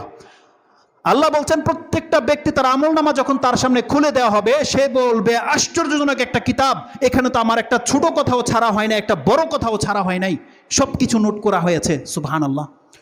আর এই কথাটা আল্লাহ সুবহানাহু ওয়া তাআলা আপনাকে আমাকে বলেছে নাকি মুহাম্মদ রাসূলুল্লাহ সাল্লাল্লাহু আলাইহি ওয়াসাল্লামকে বলেছে? যেমন তাদের জন্য একটা করে কিতাব আল্লাহ রেডি করে রেখেছে, আমাদের প্রত্যেকের আমলনামা লেখার জন্য মুনকার নাকির ফেরেশতা নিযুক্ত হয়ে গেছে। কিরামান কাতিবিন, মুনকার নাকির তো কবর ধরবে, কিরামান কাতিবিন সম্মানিত লেখক বৃন্দ আমাদের প্রত্যেকের সাথে রয়েছে, আপনি যা করছেন তা লেখা হচ্ছে। আল্লাহ সুবহানাহু ওয়া তাআলা বলছেন ওয়াজাদু মা আমিলু হাদিরা, সেই দিন তার কিতাবের মধ্যে সে সব কিছু পাবে যা সে দুনিয়াতে করেছিল। এটা সূরা কাহাফ 18 নম্বর সূরার 49 নম্বর আয়াতে রয়েছে। লোকমান আলাইহিস সালাম একজন বিচক্ষণ পিতা তার ছেলেকে বলেনি যে ছেলে তুমি এই করো সেই করো, তার মানে তুমি সৎ হয়ে যাও, পাপ করো, এটা বলেনি। তিনি তার ছেলেকে বলেছিল ইয়া বুনাইয়া ইন্নাকা ইন তাকু মিসকালা হাববাতিন মিন খারদালিন ফাতাকুন ফি সাখরা আও ফিস সামাওয়াতি আও ফিল আরদ ইয়াতি বিহাল্লাহ। সুবহানাল্লাহ। তিনি বলেছেন যে বান্দা তুমি কি করবা, ছেলে তুমি কোথায় কি করবে এটা আমি তোমাকে বলতেছি না, তোমাকে শুধু একটা কথা আমি স্মরণ করে দিই। সুবহানাল্লাহ। তুমি যা কিছু করো না কেন সেটা যদি সরিষার দানা পরিমাণ হয়, তিনি বলেনি ভালো না খারাপ, তার মানে দুইটাই নেগেটিভ পজিটিভ দুইটাই ধরিয়ে দিয়েছে। তুমি যা কিছু করো, ভালো হয় অথবা খারাপ হোক, সেটা যদি সরিষা দানা পরিমাণও হয়। আমার ছেলে তুমি যদি সরিষা পরিমাণ দানা কোনো ভালো কাজ করো, তার পরিমাণ যদি কোনো খারাপ কাজ করো, এটা যদি হয়ে গিয়ে থাকে মরুভূমিতে, পাহাড়ের চিপায়, শিলাবৃষ্টির মধ্যে কোথাও বা লুকিয়ে কোথাও করেছো, ইয়াতি বিহাল্লাহ, আমার রব কিন্তু কিয়ামতের মাঠে সেটা তোমার সামনে উপস্থিত করে দিবে। এটা কত বড় ধমক! আল্লাহ সুবহানাহু ওয়া তাআলা বলছেন কোনো ব্যক্তিকে ছাড়া হবে না, প্রত্যেকটা ব্যক্তির আমলনামার মধ্যে লেখা হচ্ছে। এই জন্য আপনি আমি হচ্ছি পরীক্ষিত, আমাদেরকে পরীক্ষা করা হচ্ছে। আল্লাহ সুবহানাহু ওয়া তাআলা বলছেন যে কোনো ব্যক্তিকে আমি ছাড়বো না, কিয়ামতের মাঠে আমি যে গণনা করে রেখেছি তাদেরকে এক এক করে আমার কাছে উঠিয়ে নিয়ে আসা হবে। আসলে এই কথাগুলো শর্টলি আমি 2-1টা কথা ছেড়ে দিই, 1:11 বেজে গেছে এখানেই। সূরা আল আদিয়াত 100 নম্বর সূরা, তাতে আল্লাহ সুবহানাহু ওয়া তাআলা বলছেন আফালা ইয়ালামু ইযা বুসিরা মা ফিল কুবুর ওয়া হুসিলা মা ফিস সুদুর। আল্লাহ বলছেন তারা কি জানে না কবরে যা আছে এগুলো কিয়ামতের মাঠে উঠানো হবে? এটা কি তারা জানে না? আমরা কি জানি না? জানি না, আমরা জানি। আচ্ছা বলেন তো দেখে, কবর থেকে কাকে উঠাবে আর কাকে ছাড়া হবে? আমাদের মধ্যে কোন ব্যক্তি আছেন একটু হাত উঠান দেখি, যা আপনি কবর থেকে উঠবেন না, আপনাকে আল্লাহ ছেড়ে দিবে? আছে এমন কোনো ব্যক্তি? তার মানে আমরা সবাই বিশ্বাস করি যেহেতু আল্লাহ বলেছে আমাদেরকে কবর থেকে উঠানো হবে, তা আমরা সবাই তো কবর থেকে উঠবো। আল্লাহ বলছেন এই কথাটাকে যারা মেনে নিয়েছে তার পরের কথাটা তুমি স্মরণ রাখো, আফালা ইয়ালামু ইযা বুসিরা মা ফিল কুবুর ওয়া হুসিলা মা ফিস সুদুর। আল্লাহ বলছেন যখন প্রত্যেক ব্যক্তিকে কবর থেকে উঠানো হবে, তাহলে সেই ব্যক্তি জেনে নেক তার অন্তরে সে কি গোপন করে রেখেছে, কাল কিয়ামতের মাঠে আমি আল্লাহ সেটা প্রকাশ করে দেব। আল্লাহ বলছে তার অন্তর থেকে সেটা বের করে আনা হবে, যে বাস্তবে কি সে কি ইসলামের উপরে ছিল কিনা নাকি মুনাফিকি করেছে। আল্লাহ বলছেন এটা আমি হাসরের মাঠে, দুনিয়া তো সে গোপন করে রেখেছে, কিন্তু হাসরের মাঠে সেটা আল্লাহ বলছেন ওয়া হুসিলা মা ফিস সুদুর, তার এই বক্ষের মধ্যে সে কি জমা করে রেখেছে আল্লাহ বলছেন এটা আমি সবার সামনে প্রকাশ করে দেব কিয়ামতের মাঠে। কোনো ব্যক্তি কি বাদ পড়বে যে আমি বাদ পড়বো সেখান থেকে? কেউ বাদ পড়বে না। এটা হলো পরীক্ষা শুরু। আর আল্লাহ সুবহানাহু ওয়া তাআলা বলছেন আমি প্রত্যেকটা ব্যক্তিকে গণনা করে রেখেছি। তার মানে কি জানেন, আমাদের প্রত্যেকের এই শিরার মধ্যে বারকোড লাগানো আছে। বারকোড বোঝেন কেউ? বারকোড যারা হাইপার মার্কেটের চিনেন বা এইসব প্রোডাক্টের সাথে জড়িত তারা বোঝেন বারকোড কি। এখানে দেওয়া নাই, দেখবেন আপনি যেই কোনো বোতলে, সাবানে, শ্যাম্পুর মধ্যে এরকম লম্বা লম্বা দাগ দেওয়া আছে, 13টা ডিজিজের নাম্বার সেখানে বসা আছে, এটাকে বারকোড বলে। তার মানে যখনই স্ক্যানিং এখানে করা হবে তখন এই প্রোডাক্ট ছাড়া অন্য কোনো প্রোডাক্ট শো করবে না, মানে এটাকে বারকোড বলে। এটাকে চুরি করা খুব টাফ। এই জন্য বারকোডের মধ্যে যার নাম্বার বসানো আছে সেই ব্যক্তি সেখানে বেরিয়ে যাবে। আর আল্লাহ সুবহানাহু ওয়া তাআলা বলছেন আমি প্রত্যেকটা ব্যক্তিকে গুনে গুনে রেখেছি এবং প্রত্যেক ব্যক্তিকে একা আমার সামনে দাঁড়াতে হবে কাল কিয়ামতের মাঠে। কোরআনে আল্লাহ সুবহানাহু ওয়া তাআলা কিভাবে বলেছে এটা আপনি পড়ুন সূরা মারইয়াম। সূরা মারইয়াম 19 নম্বর সূরার 93, 94, 95, 96 এই 3-4টা আয়াত আপনি পড়েন। আল্লাহ সুবহানাহু ওয়া তাআলা বলছেন ইন কুল্লু মান ফিস সামাওয়াতি ওয়াল আরদি ইল্লা আতির রাহমানি আবদা। এই শব্দটা ভুলবেন না। আজকে যাদেরকে আপনারা আল্লাহর ওলি, পীর, গাউস, কুতুব ভেবে বসে আছেন, নবী রাসূল রয়েছে, আল্লাহ বলছেন কিয়ামতের মাঠে এই মানগুলো থাকবে না, যে কে আল্লাহর ওলি, কে পীর, কে নেতা, কি। আল্লাহ বলছেন ইন মান ফিস সামাওয়াতি ওয়াল আরদি ইল্লা আতির রাহমানি আবদা। সেই দিন কেবলমাত্র রহমানের সামনে প্রত্যেক ব্যক্তি আল্লাহর গোলাম হয়ে উপস্থিত হবে। সেখানে কারো কোনো রাজা বাদশাহ এরকম থাকবে না, সব উলঙ্গ হয়ে একই কাতারে, কাতার বাই কাতার দাঁড়িয়ে থাকবে। এই পাশে ফেরেশতারা দাঁড়িয়ে থাকবে, মিডলে প্রত্যেক ব্যক্তি আল্লাহর গোলাম। একটা মালিকের সামনে গোলাম যেভাবে দাঁড়িয়ে থাকে আল্লাহ প্রত্যেকটা ব্যক্তিকে ওইভাবে দাঁড় করিয়ে দিবে আবদা। তারপর আল্লাহ বলছেন লাকাদ আহসাহুম ওয়া আদ্দাহুম আদ্দা, এবং আমি প্রত্যেকটা ব্যক্তিকে গণনা করে রেখেছি।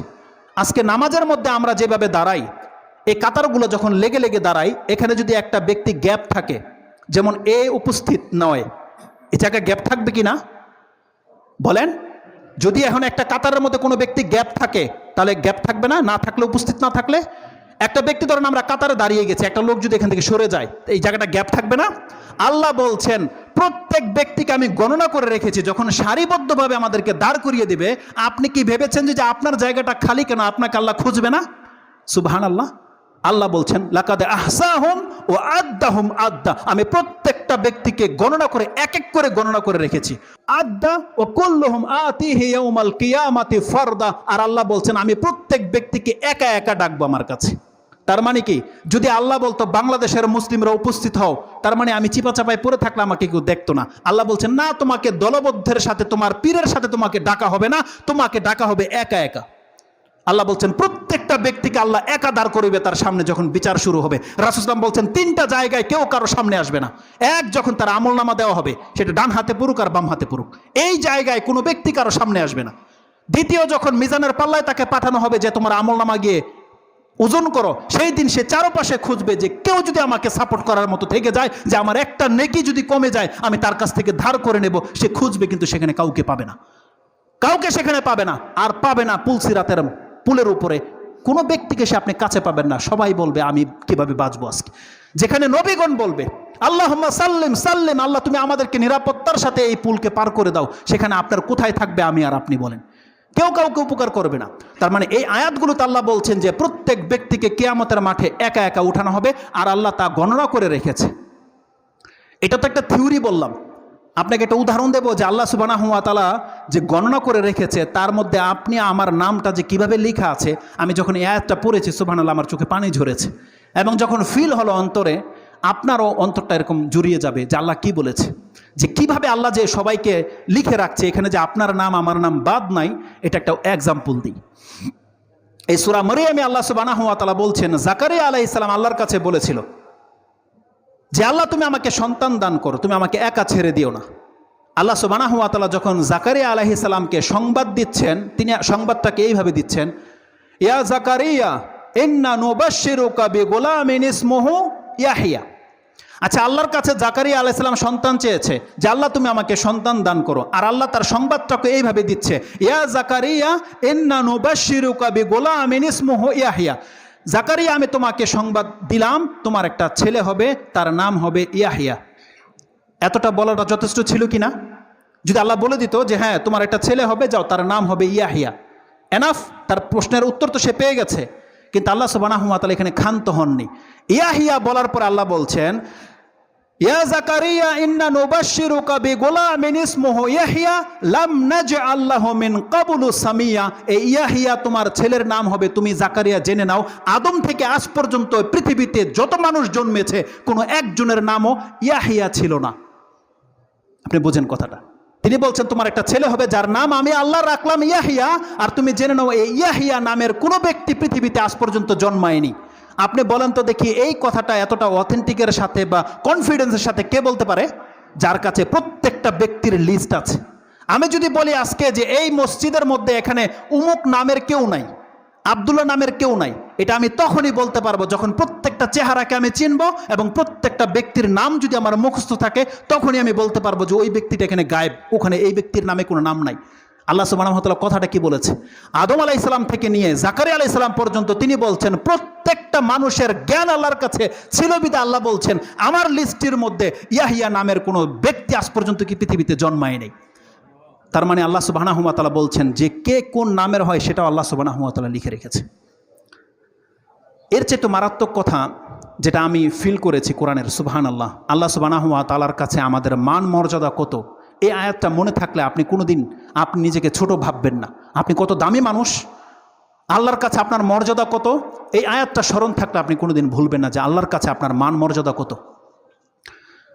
আমাদের যারাই আমাদের গড় ভারী আছে বা জানেন, আপনার বাড়িতে যদি একটা দামি ফলের গাছ থাকে, ধরেন ভালো মানের আম বা কিছু সামান্য কয়েকটা আম হয়, অনেক সময় এমনটা করেছেন যে গাছে কয়টা আম আছে কয়টা কাঁঠাল আছে গুনে গুনে রেখেছেন, এমন কোনো লাইফে কেউ ঘটেছে এরকম? বলেন তো দেখি, হয়েছে আপনাদের কারো? হয়নি? বলেন হয়েছে? হয় না এরকম? আপনার স্বাদের কোনো জিনিস হয়তো 4-5টা হয়েছে, অনেকে আছে না মা বোনরা পেয়ারাকে বেঁধে রাখে প্লাস্টিক গুনে গুনে রাখে, কেউ যদি না খায়, বলেন এরকম? আচ্ছা, কেউ আছে এরকম গাছের পাতা গুনেছেন? এমনটা কেউ নাই। কোনো ব্যক্তি যত দামি গাছই হোক, কোনো ব্যক্তি এমন কোনো মালিক আছে যে গাছের পাতাগুলো গুনে রাখে? গনে রাখে না। যদি কোনো মালিক এমন বলে দেয় তার ওয়ার্কারকে, দেখো এই গাছের মধ্যে ফল তো দূরের কথা কতটা পাতা আছে সেটাও আমি গুনে রাখছি, আপনি বলেন তো দেখি ওই গাছের ফল সম্পর্কে আপনার কি ধারণা হবে? তাহলে যেই মালিক গাছের পাতা পর্যন্ত গুনে রাখে, তাহলে তার কাছে সেই ফলগুলোর মূল্য কত? আপনি বলেন অনেক মূল্য নয়? আল্লাহ সুবহানাহু ওয়া তাআলা, সুবহানাল্লাহ, আজকে আমাদের সমাজের নেতাকর্মীরা বা রাষ্ট্রের প্রধানরা জঙ্গলে ভাগ মরে গেছে না কি মরে গেছে সেটার খোঁজ নাই, কিন্তু মানুষ মরে যাচ্ছে তার কোনো খবর নেই।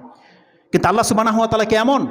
আল্লাহ সুবহানাহু ওয়া তাআলা বলছেন প্রত্যেকটা মানুষ কান খাড়া করে শুনে রাখো, আমি তোমাকে অযথা সৃষ্টি করিনি, তোমাকে সৃষ্টি করে আমি তোমাকে সংরক্ষণ করার জন্য যে ব্যবস্থা করেছি বান্দা, তুমি এটা বুঝতে পারবে, আমার এই আয়াতকে তুমি স্মরণ করো। আল্লাহ সুবহানাহু ওয়া তাআলা সূরা আনআম 6 নম্বর সূরার 59 নম্বর আয়াতে আল্লাহ সুবহানাহু ওয়া তাআলা বলছেন ওয়া ইনদাহু মাফাতিহুল গায়ব লা ইয়ালামুহা ইল্লাহু, নিশ্চয় আল্লাহ সুবহানাহু ওয়া তাআলার কাছে গায়েবের চাবিকাঠি আছে, তিনি ছাড়া এই গায়েব আর কেউ জানে না। ওয়া ইনদাহু মাফাতিহুল গায়ব লা ইয়ালামুহা ইল্লাহু, তিনি ছাড়া আর কেউ গায়েব জানে না।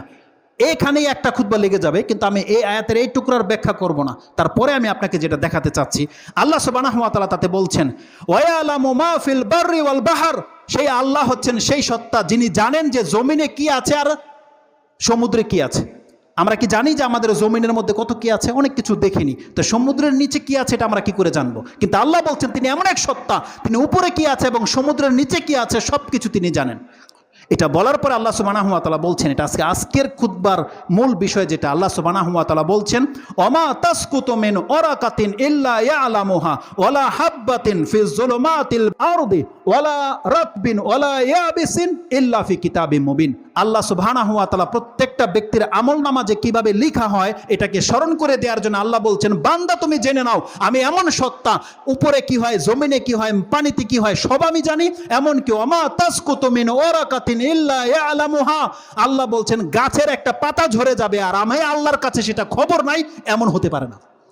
আল্লাহ বলছেন পৃথিবীতে কোন গাছের পাতা কখন ঝরে যায় আমি আল্লাহ সেটাকে আমার কিতাবের মধ্যে লিখে রেখেছি। বান্দা, একটা পাতাকে যদি আল্লাহ সুবহানাহু ওয়া তাআলা লিখে রাখে, যে পাতা হচ্ছে কোনো হেসিয়ত নাই আমাদের কাছে, আমরা কত গাছকে কেটে ফেলে দিচ্ছি।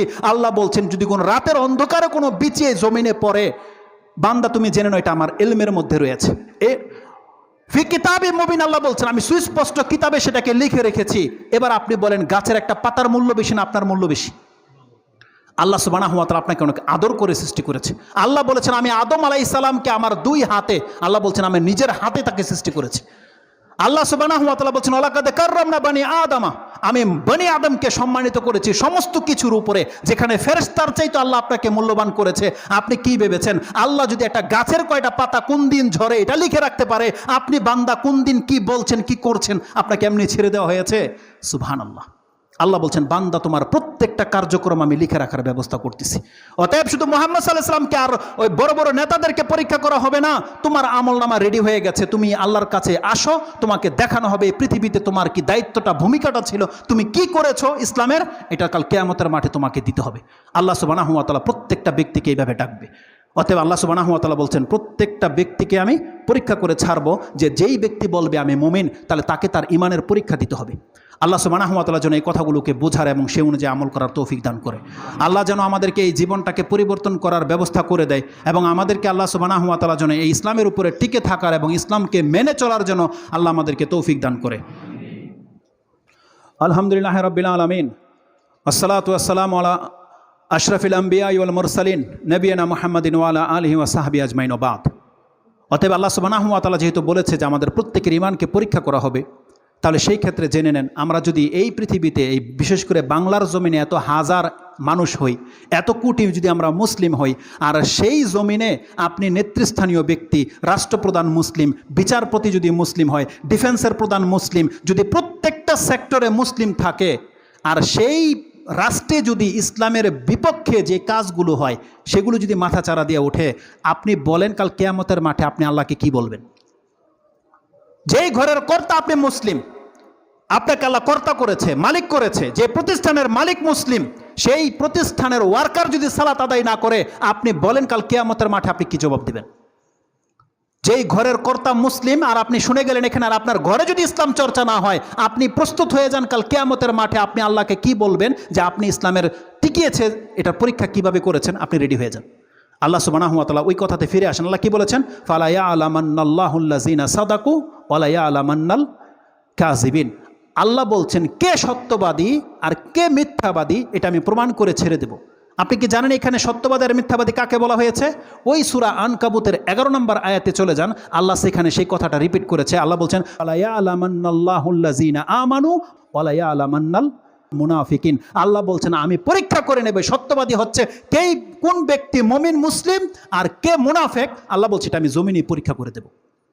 একটা মুসলিমের হাতে যদি ক্ষমতা থাকে তাহলে সেই দেশে ইসলাম প্রতিষ্ঠিত হবে না, এটা হতে পারে না। এটা তখনই হবে যখন কোনো মুনাফিকের যদি ক্ষমতা চলে যায়, তখন যখন নেতৃস্থানীয় ব্যক্তিগুলো মুনাফিক হবে তখনই সেই দেশের ইসলাম ভাবমূর্তি নষ্ট হবে, এতে কোনো সন্দেহ নাই। কিন্তু মুসলিম থাকা সত্ত্বে তার সামনে ইসলাম বিরুদ্ধে কোনো কাজ হবে, এটা কোনো মুসলিমদের দ্বারা হতে পারে না। অতএব যে দায়িত্বে আছেন আপনি কি করেছেন ইসলামের জন্য, এটা আপনাকে প্রমাণ পেশ করতে হবে এই জমিনেই, নাহলে কিয়ামতের মাঠে কিন্তু আল্লাহ আপনাকে ছাড়বে না। কারণ আল্লাহ আপনাকে জানিয়ে দিয়েছে কোরআনে, বান্দা আমি কিন্তু তোমাকে পরীক্ষা করব। তুমি তোমার ইমানকে কিভাবে বাঁচিয়েছো, ইসলামের জন্য তুমি কি করেছো, প্রত্যেকটা ব্যক্তিকে পরীক্ষা রেডি করতে হবে। বর্তমান প্রেক্ষাপটে সবচেয়ে বড় ইস্যু যেটা ভাস্কর্য আর মূর্তি নিয়ে, এই ক্ষেত্রে আপনাদের দৃষ্টিভঙ্গি কি? আজকে অধিকাংশ সন্তানরা তো কোনো না কোনো রাজনীতির দলের সাথে জড়িত, তাই না? কেউ হয়তো আওয়ামী লীগ করেন, কেউ বিএনপি করেন, কেউ জামাত করেন, কেউ যা খুশি তা করেন। কোনো ব্যক্তি নিউট্রালে নাই। কেউ এ কথা বলতে পারবে না যে আমি কোনো দল করি না। না, পরোক্ষভাবে সে দল করে, তার বাবা করে, সেজন্য সেও করে। সেও চায় যে এই দলের মাধ্যমে সে বেনিফিট পাক, এটা প্রত্যেকটা ব্যক্তির মধ্যে রয়েছে। এই জন্য আমি আপনাদের পক্ষে হয়ে কথা বলছি যে আমরা কেউ না কেউ কোনো না কোনো দলের সাথে জড়িত। আপনি কি আপনার দলকে ছেড়ে দিতে বলা হচ্ছে? কেউ আপনি দলকে ছেড়ে দিবেন না, আর দিবেনও না। আমরা বললেও আপনি ছাড়বেন না, কারণ ওটা আপনার রন্ধ্রে রন্ধ্রে ঢুকে গেছে। কিন্তু আপনি এটা কেন ভুলে গেলেন যে আপনি আওয়ামী লীগ করলেও আপনি মুসলিম, বিএনপি করলেও আপনি মুসলিম, জামাত করলেও আপনি মুসলিম, কারণ আপনার মূল হচ্ছে আপনি মুসলিম। আপনি যা খুশি করেন, যদি সেটা আপনার ইসলামকে টিকিয়ে রেখে করতে পারেন, তাহলে এই জমিনেও আপনি মর্যাদা পাবেন, পরকালের আপনার মর্যাদা বহাল থাকলো। কিন্তু এই সামান্য জমিনের নেতৃত্বের জন্য যদি আপনি আপনার ইসলাম থেকে মুখ ফিরিয়ে নেন, তাহলে এই রাজনীতি আপনাকে ডুবাবে, এই রাজনীতি আপনাকে এই ধ্বংস করবে এই জমিনে, এবং এই রাজনীতির কারণে আপনি কাল কিয়ামতের মাঠে জাহান্নামে নিক্ষিপ্ত হবেন। এই জন্য আপনার নেতাগিরি আপনার আপন জায়গায় ঠিক রাখেন, কিন্তু আপনার ইসলাম যেন না টুটে, এটা আপনি মনে রাখেন। আজকে আমাদের অধিকাংশ মুসলমানদের অবস্থাটা কি হয়? উর্দু তো যেমন আমি একটা বুঝি না, কিন্তু একটা কবিতা শুনেছিলাম বহু আগে, হয়তো ভাষাগুলো হুবহু এমন হবে না, কিন্তু মূল ভাবটা আমি আপনাকে বলতে পারি। আল্লামা ইকবাল বা কেউ বলেছিল, তিনি বলেছিলেন মুসলমানদের ধারণা কি, कोई अगर कहे ईसा अल्लाह का बेटा है तो काफिर है, कोई अगर कहे उज़ैर अल्लाह का बेटा है तो काफिर है, कोई अगर करे भूतों की पूजा तो काफिर है, पर मुसलमानों के लिए बड़े कुशादा है राहे, नबी को चाहे खुदा कर दिखाए, इमामों का रुतबा नबी से बढ़ाए। আর সে ভাবে না উসকা ইসলাম ইমান টুটে না ইসলাম যায়। কথাটা তিনি এইভাবে বলেছিলেন যে মুসলমানদের মেন্টালিটি হলো, যখন কোনো ব্যক্তি বলবে ঈসা আলাইহিস সালাম আল্লাহর ছেলে, তো চট করে মুসলিম বলে দেবে এ কাফের, বলবে না? সত্য তো তাই, কাফের। কেউ যদি বলে উজাইর আল্লাহর ছেলে, তখন যে শুনবে সেই বলবে কাফের। যখন আমরা মুসলিমরা দেখি কোনো হিন্দু, কোনো অমুসলিম মূর্তির সামনে সেজদা করে, তখন আমরা চট করে বলে দিই তো কাফের, আমরা বলে দিই। কিন্তু আমাদের অবস্থা কি? আমরা কখনো কখনো নবীকে নিয়ে এত বেশি বাড়াবাড়ি করি যে নবীকে আমরা আল্লাহর স্থানে পৌঁছে দিয়েছি, কিন্তু আপনার কিছুই মনে হয় না। আপনি মনে করেন আমার ইমানও যায় নাই, ইসলামও ঠিক আছে। আজকে অধিকাংশ মুসলিমদের অবস্থা হয়ে গেছে এমন, ইমামদেরকে নিয়ে বাড়াবাড়ি করতে করতে নবীর স্থানে পৌঁছে দিয়েছে, কিন্তু সে মনে করে আমার ইমানও যায় নাই, ইসলামও ঠিক আছে। তিনি বলছেন যে মুসলিম আজকে নিজের খেয়াল খুশি মতো যা খুশি তা করে ফেলতেছে, সে মনে করতেছে যে আমার ইমানও ঠিক আছে, ইমানও টুটে নাই, ইসলামও ছুটে নাই। ব্যাপারটা কেমন? আল্লাহ সুবহানাহু ওয়া তাআলার মূলনীতি আছে, যেই ব্যক্তি শিরক করবে সেই মুশরিক, যেই ব্যক্তি ইসলাম পালন করবে সে মুসলিম, যেই ব্যক্তি ইসলাম পালন করবে না সেই ইসলামে থেকে বাহিরে। কোনো মূলনীতির আল্লাহ রাখছে যে কোনো বংশের ভিত্তিতে, কোনো কালারের ভিত্তিতে না। আল্লাহ বলছেন প্রত্যেকটা ব্যক্তির মান হচ্ছে তার ইমান এবং আমলের সাথে। অতএব আজকে যেই পজিশনটা শুরু হয়ে গেছে, আমি আমাদের আলেমদের একটা ভুল বা একটা ত্রুটি আমি আপনাদের কাছে পেশ করি, সেটা হচ্ছে এই, সবাই বলতেছে, কেউ বলছে ভাস্কর্য আর মূর্তি আলাদা নয়, ভাস্কর্য জায়েজ বলতেছে। আচ্ছা, আপনি কথাটা একটা কেন বুঝেন না কেন? ভাস্কর্য জায়েজ, এটা আমি এখানে দাঁড়িয়ে বললাম, ভাস্কর্য ইসলামে জায়েজ করা হয়েছে, কিন্তু এই ভাস্কর্য যদি কোনো প্রাণীর হয়, আপনি ভাষাটা বোঝেন। এরা বলতেছে ভাস্কর্য, আপনি একটা খাম্বা লাগিয়ে দিয়েছেন, এখানে খাম্বা গেড়ে দিয়েছেন, এটা হারাম হওয়ার কি আছে? এটা জায়েজ, এটা ভাস্কর্য। তারা যেটা বলতেছে তামাসিল, এটা ভাস্কর্য মেনে নিলাম, এটা জায়েজ। আপনি গেড়েছেন, এটা চকলেটের ভাস্কর্য, এটা ঝাড়ুর ওই একটা আপনার কলস ভাস্কর্য আপনি বানিয়েছেন। হ্যাঁ, ইসলাম বলবে এটা জায়েজ। আপনি এখন ভাস্কর্য বানাতে চান, তাহলে ইসলাম আপনাকে একটা মাপকাঠি দিয়ে দিয়েছে, দেখো বান্দা তুমি ভাস্কর্য বানাও, সেই ভাস্কর্য যেন কোনো মানুষের মূর্তির না হয়, সে ভাস্কর্য যেন কোনো প্রাণীর না হয়, সেটা যেন কোনো কুকুর, বিড়াল, কুকুর, আপনার ওই শুকর, এগুলোর যেন না হয়, কোনো বাজ পাখি, কাউয়া আর চিল, এগুলোর যেন না হয়। এটা আমাদেরকে ইসলাম নিষেধ করে দিয়েছে। আপনি পূজা করেন না করেন তো পরের ব্যাপার, আরে পূজা করা হারাম এটা প্রত্যেকটা মুসলিম জানে। পুতুলের সামনে মাথা নোয়ানো এটা যে হারাম, শিরক, এটা প্রত্যেকটা নেতা, প্রত্যেকটা মুসলিম জানে। কিন্তু এখানে তো পূজা করার ব্যাপার নয়। হাদিসে আসছে যেই ব্যক্তি মূর্তি আঁকাবে, যেই ব্যক্তি মূর্তি বানাবে, তাকে আল্লাহ সুবহানাহু ওয়া তাআলা কিয়ামত পর্যন্ত মানে সারা জীবন জাহান্নামের মধ্যে জ্বালাবে। এটা আপনি কেন বুঝেন না? ভাস্কর্য মূর্তি এক নয়, ভাস্কর্য আপন জিনিস, কিন্তু ভাস্কর যদি মূর্তির আকার ধারণ করে তাহলে যেই ব্যক্তিটা বানাবে আর যারা এটাকে সমর্থন করবে প্রত্যেকটা ব্যক্তি কাল কিয়ামতের দিন ফেঁসে যাবে। এটা কেন আপনি বুঝেন না? আপনি আপনার রাজনীতি করেন আপনার প্ল্যাটফর্মে, যখন ইসলামের ব্যাপার, ধর্মীয় ব্যাপার, তাহলে ধর্মীয় নেতারা যখন একমত হয়ে গেছে যে কোনো মানুষের মূর্তি দিয়ে ভাস্কর্য বানানো জায়েজ নাই, আরে এখানে আপনি শেখ মুজিবুর রহমানের কথাটা বাদই দেন, বাংলার জমিনে যতগুলো মানুষের মূর্তি বানানো হয়েছে, যারা বানিয়েছে, যারা সমর্থন করে যাচ্ছে, কাল কিয়ামতের মাঠে প্রত্যেকটা হচ্ছে অপরাধী, প্রত্যেকটা অপরাধী, সেটা যেই কোনো দলের মূর্তি হোক। আর সৌদির বাদশারও যদি কোনো মূর্তি বানানো হয়, যারা বানাবে, সাপোর্ট করবে, তারা ফেসে যাবে কাল কিয়ামতের মাঠে। এটা আপনি জেনে নেন। তারা পেশ করছে পৃথিবীর কোন কোন রাষ্ট্রে মানুষের মূর্তি বানানো হয়েছে, এগুলো কি দলিল? এগুলো আমরা বলছি দলিল নয়। এই জন্য আপনি কথাটাকে খিচুড়ির সাথে মিশিয়ে দিয়েন না, আপনি এখান থেকে ক্লিয়ার হয়ে যান। ভাস্কর্য ইসলামে জায়েজ করা হয়েছে, কিন্তু সেই ভাস্কর্য কোনো প্রাণীর হতে পারবে না। যদি কোনো ব্যক্তি বানান, আপনার শাস্তিটা কি হবে দেখেন। তারা বলতেছে আমরা তো পূজা করব না, আমরা তো তার কাছে কিছু চাইবো না, কথা তো সত্য, কিন্তু অত দূরে যাওয়া লাগবে না। আল্লাহ বলছেন যেই ব্যক্তি ভাস্কর্য বানাবে তাকে আল্লাহ সুবহানাহু ওয়া তাআলা শাস্তি দেবে। দুই একটা হাদিস শুধু আমি আপনাকে কোট করে দেই। আব্দুল্লাহ থেকে হাদিসটা, তিনটা হাদিস আমি আপনার কাছে কোট করব। এক আব্দুল্লাহ হচ্ছে আব্দুল ইবনে মাসুদ, এক আব্দুল্লাহ হচ্ছে আব্দুল ইবনে ওমর, এক আব্দুল্লাহ হচ্ছে আব্দুল ইবনে আব্বাস, যাদের কথা এক একটা হচ্ছে স্বর্ণখচিত স্টাম্প, তাদের কথা কেউ রদবদল হবে না। তাদের কথা এমনভাবে ইসলামের দলিল, যেটা হচ্ছে কোরআন হাদিস, তাদের কথা। আর তারা যখন কোনো ফতোয়া দেবে, অন্য কোনো সাহাবীর ফতোয়া হয়তো এতই স্ট্রং হবে না, যেই ফতোয়া যদি দেয় আব্দুল ইবনে আব্বাস, আব্দুল ইবনে মাসুদ, আব্দুল ইবনে ওমর, তাদের উপরে চেয়ে বড় কোনো সাহাবী আছে ফতোয়া দেওয়ার ক্ষেত্রে? তাদের ফতোয়াগুলো কি? সুবহানাল্লাহ, বুখারী মুসলিমের মধ্যে সেই হাদিসগুলো আছে। তিনটা শুধু নাম্বারিং সহ বলে দিই, আমি ট্রান্সলেটে যাব না। রাসূলুল্লাহ সাল্লাল্লাহু আলাইহি ওয়াসাল্লাম বলছেন, ইন্না আশাদ্দান নাসি আযাবান ইনদাল্লাহি ইয়াউমাল কিয়ামাতি আল মুসাউউরুন। একবারে কথা ক্লিয়ার। এখানে মূর্তির কথা বলে যান।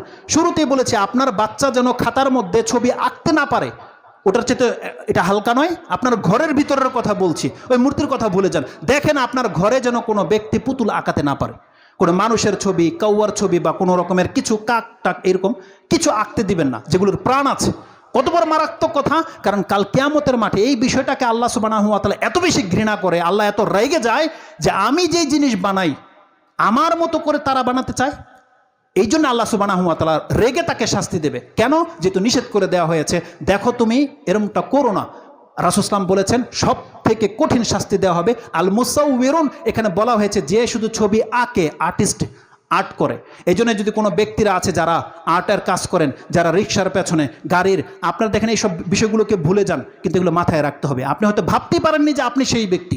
আপনি দেখেন না রিক্সার পেছনে কোনো মানুষের ছবি আঁকা, ফিল্মের কোনো দৃশ্য আঁকা, ট্রাকের মধ্যে আঁকা, প্রত্যেকটা গাড়ির মধ্যে আপনি লক্ষ্য করবেন কোনো না কোনো প্রাণীর ছবি আঁকা। আপনি কি ভাববেন যে এই লোকগুলো নাজাত পেয়ে যাবে? শুধু বড় বড়রাই ফেসে যাবে? এই রকমের প্রত্যেকটা ব্যক্তি ফেসে যাবে, যারাই ছবি এঁকেছে। এক কথায় এটা খুব মারাত্মক একটা ব্যাপার। এটা ইসলাম আপনি খুব খেলতামশা ভাববেন না। এখানে বলা হয়েছে যেই ব্যক্তি মুসাউউরুন ছবি আঁকবে, আর আল্লাযিনা ইউদাহুনা বিখালকিল্লাহ, রাসূল সাল্লামের ভাষাটা হচ্ছে যেই ব্যক্তি আল্লাহর সৃষ্টির রূপ দিতে চায়, এই কারণে তাকে আল্লাহ সুবহানাহু ওয়া তাআলা শাস্তি দেবে।